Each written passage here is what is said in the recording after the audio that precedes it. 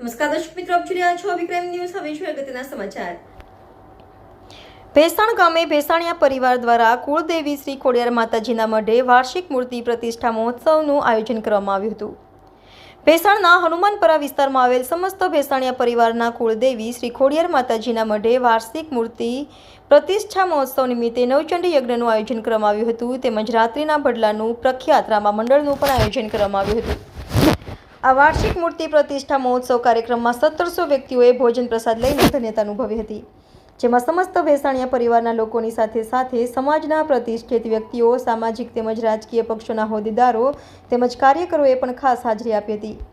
આ કાર્યક્રમમાં કુટુંબના વડીલો તેમજ સ્વયંસેવકો તેમજ દાતાશ્રીઓને શાલ ઓઢાડી તેમજ સન્માનપત્રો આપી સન્માનિત કરવામાં આવ્યા હતા.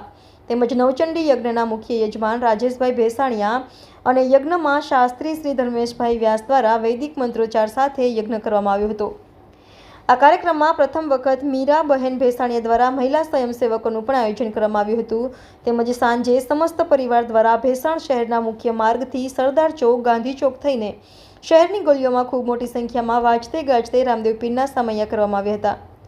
પરિવારના યુવાનો દ્વારા મંદિરના મુખ્ય માર્ગને પણ સુશોભિત કરવામાં આવ્યો હતો. આ 2 દિવસના કાર્યક્રમમાં પરિવારના પ્રત્યેક વ્યક્તિના ચહેરા પર અનોખો આનંદ જોવા મળ્યો હતો. તેમજ મોટા મંડવડા આપાગીગાની જગ્યાના મહંત શ્રી જયંતિબાપુ તેમજ અન્ય જૂનાગઢથી પધારેલા શાસ્ત્રી શ્રી કેતનભાઈ પુરોહિતે સમગ્ર પરિવારને આશીર્વચન પાઠવ્યા હતા. આ કાર્યક્રમને સફળ બનાવવા માટે સંસ્થાના હોદ્દેદારો ગોપાલભાઈ, પ્રવીણભાઈ, સંજયભાઈ, રાજુભાઈ, સુરેશભાઈ, રામજીભાઈ, મધુભાઈ તેમજ ભેસાણીયા પરિવારના ભાઈઓ અને બહેનોએ ભારે જહેમત ઉઠાવી આ કાર્યક્રમને સફળ બનાવ્યો હતો. રિપોર્ટર ગોપાલ ભેસાણીયા, વિક્રમ ન્યૂઝ, ભેસાણ.